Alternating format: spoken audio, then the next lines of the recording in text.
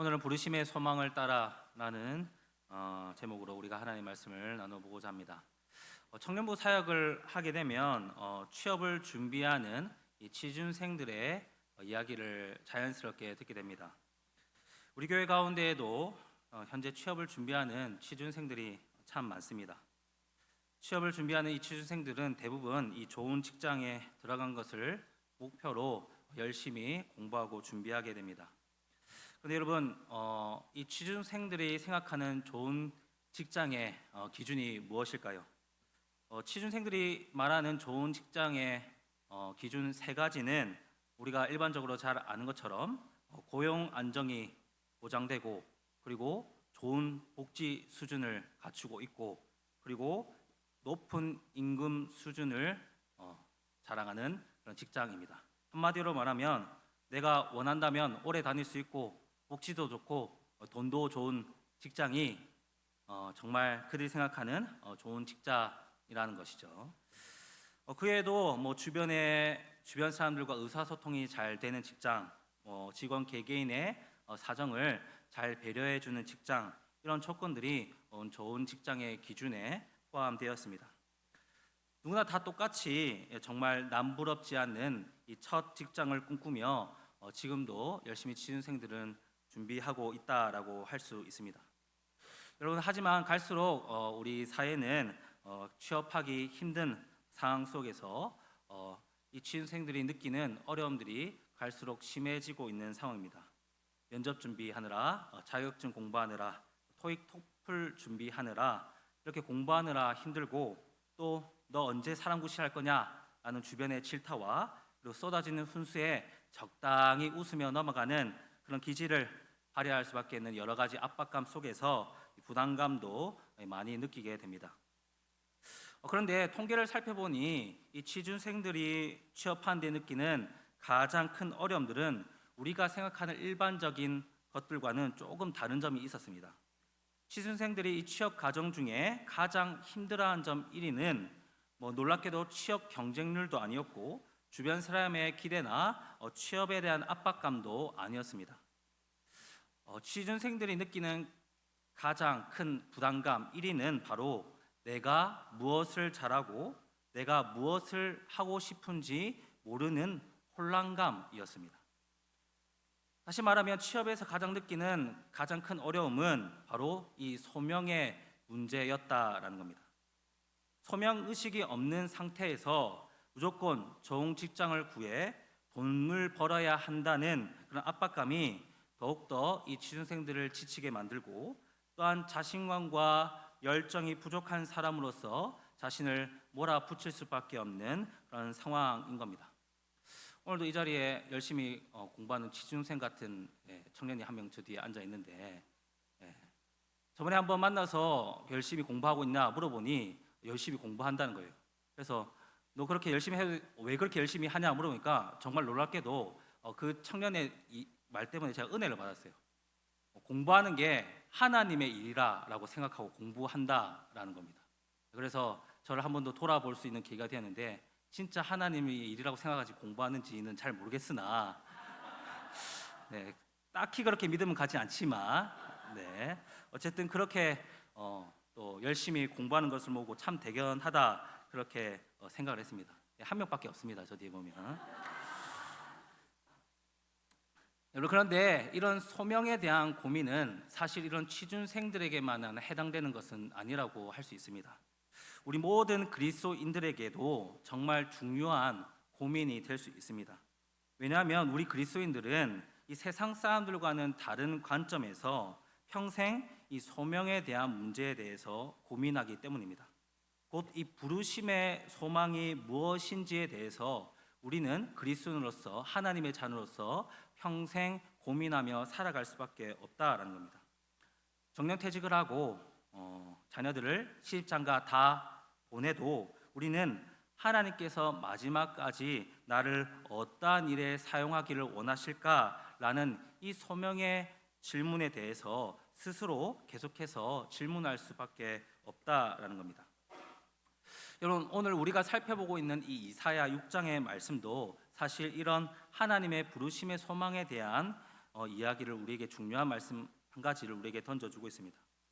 시주생들이 사회 속에서 소명 의식을 가지고 직장을 구해 일하며 살아가는 것처럼 또한 우리는 하나님의 백성으로서 하나님의 부르신 곳에서 하나님의 제자들로서 예수님의 제자들로서 우리는 이 땅 가운데 살아가야 한다라는 겁니다. 오늘 6장 8절 말씀을 보면 하나님께서는 지금도 내가 누구를 보내며 누가 우리를 위해서 갈꼬라고 말씀하시며 이 하나님의 부르심의 소망에 귀를 기울이고 응답할 자들을 여전히 찾고 계십니다. 여러분 주보를 보시면 주보 제일 앞면에 보시면 뭐가 나와 있습니까? 우리 교회 비전이 나와 있습니다. 여러분 교회 비전이 뭘까요? 네, 너무나 잘 알고 계십니다. 각 사람을 전도하여 제자 삼는 교회입니다. 그럼 이 비전의 실천사항 4가지가 있습니다. 그 4가지가 무엇일까요? 예배하는 교회, 교육하는 교회, 봉사하는 교회, 전도하는 교회입니다.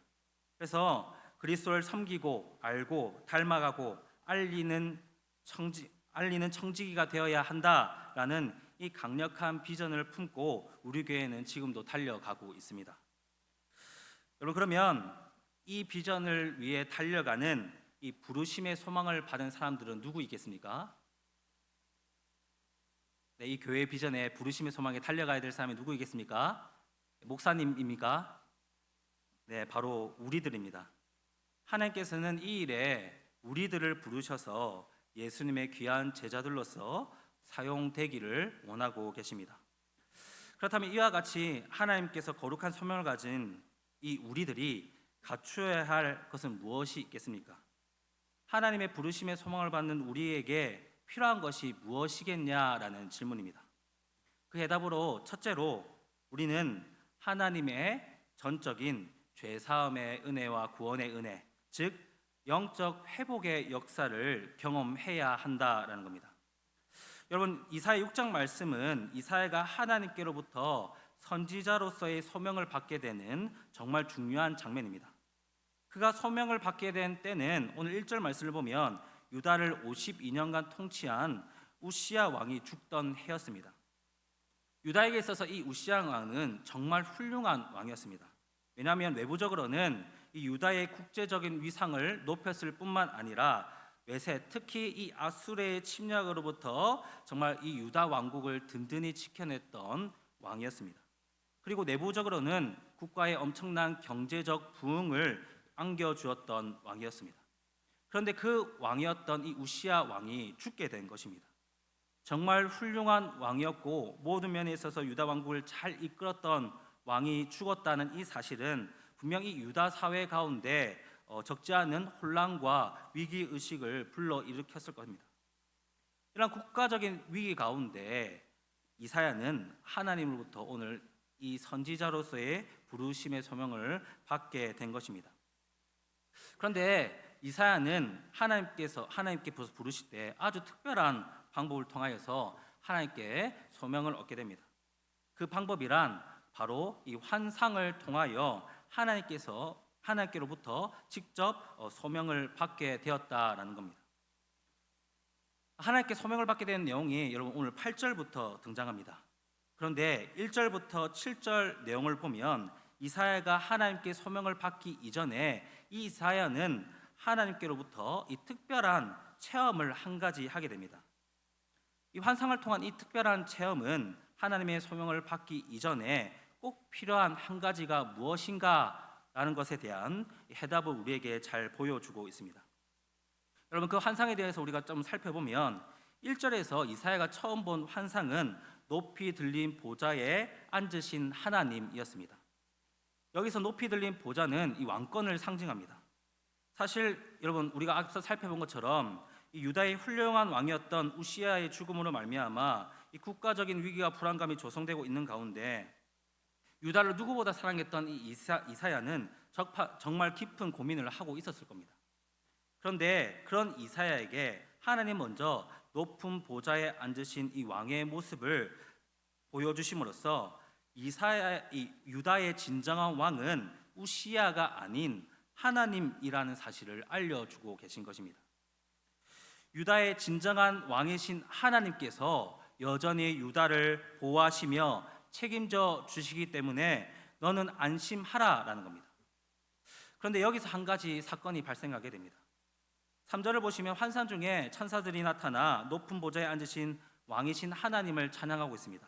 그 찬양의 내용을 보면 거룩하다 거룩하다 거룩하다 만군의 여호와여 그의 영광이 온 땅에 충만하도다라는 내용이었습니다. 천사들은 유다의 진정한 왕이신 하나님은 어둠도 저급도 없으신 거룩하신 분이시며 그 누구도 하나님을 대적할 수 없는 위대한 분으로서 그분의 영광이 미치지 않는 곳이 없다라는 내용으로 하나님을 막 찬양했습니다. 그리고 2절을 보면 천사들은 이 하나님의 영광이 얼마나 찬란한지 그 영광을 똑바로 쳐다보지 못하고 그들의 날개로 얼굴과 발을 가렸다라고 그렇게 말씀하고 있습니다. 그런데 여기서 놀랍게도 하나님의 그 충만한 영광을 똑바로 쳐다보는 한 사람이 있습니다. 그게 바로 누구냐면 바로 이사야입니다. 천사들도 감히 그 하나님의 영광을 똑바로 쳐다보지 못하고 얼굴과 발을 가리었는데 비록 환상 중이긴 했지만 이사야는 그런 처신 없이 얼굴도 가리지 않고 그 두 눈으로 거룩하신 하나님의 영광을 직접 목격하게 된 것입니다. 그러자 이사야는 어떻게 반응하고 있습니까? 5절을 보면 이렇게 한탄하고 있습니다. 여러분 5절 말씀 함께 읽도록 하겠습니다. 시작.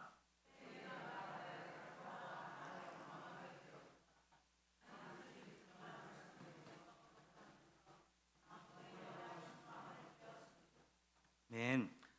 여러분 사실 어떻게 보면 이사야는 다른 사람들보다 훨씬 의로운 사람이었다라고 할 수 있습니다. 그러나 이사야가 하늘 보좌에 앉으신 이 거룩하신 하나님을 본 순간 자신은 그 거룩한 하나님을 제대로 쳐다볼 수도 없는 가장 미천한 자요 죄인이라는 사실을 정말 절실하게 인식하게 된 겁니다. 거룩하신 하나님 앞에 나도 다른 사람들과 똑같은 죄인이라는 이 사실을 깨닫게 되면서 이제 그는 자신이 꼼짝없이 하나님 앞에서 죽게 되었다는 사실을 알게 된 것입니다. 그런데 그 순간 어떤 일이 발생됩니까? 자신의 죄로 인해 이제 꼼짝없이 죽었다라고 이렇게 넋놓고 벌벌 떨고 있는 이 이사야에게 6절과 7절 말씀을 보면 이사야 앞에 천사 한 사람이 나타나가 제단에서 핀 숲을 하나 가져와 그 입에 대면서 보라 이것이 내 입에 닿았으니 내 악이 제하여졌고 내 죄가 사하여졌느니라 그렇게 선언하고 있습니다. 자신의 죄로 이제 꼼짝없이 죽게 되었다고 말하고 있는 이 이사야에게 하나님께서 가장 먼저 하신 일은 그의 죄를 용서해 주시며 구원의 은혜를 경험하도록 하신 것입니다. 여러분 이사야가 하나님께 직접 이 소명을 받기 이전에 환상을 통하여 그가 경험했던 그 특별한 일은 바로 이 죄사함과 구원의 은혜 곧 영적 회복의 역사를 경험했다라는 것입니다. 하나님께서 이사야가 소명을 받기 이전에 이 죄사함의 은혜와 구원의 은혜를 경험하게 하신 이유가 무엇이겠습니까? 그것은 바로 이 하나님의 부르심의 소망을 따라 우리가 하나님께 쓰임을 받기 이전에 우리에게 꼭 필요한 것이 있다고 한다면 그것은 바로 하나님의 전적인 죄사함의 은혜와 구원의 은혜 곧 영적 회복의 역사를 꼭 경험해야 한다라는 것입니다. 여러분 우리는 이것을 꼭 기억해야 합니다. 하나님의 부르심을 소망을 받은 우리가 죄사함의 은혜와 그 구원의 은혜를 통한 이 영적 회복의 역사를 경험하지 않고서는 우리가 할 수 있는 일은 아무것도 없다라는 그런 고백이 우리 삶 가운데 있어야 하는 겁니다. 여러분 우리가 만약 이런 영적 회복의 역사를 제대로 경험하지 못하다고 한다면 우리 인생은 오직 자기 자신의 유익만을 위해 평생을 살아갈 뿐입니다.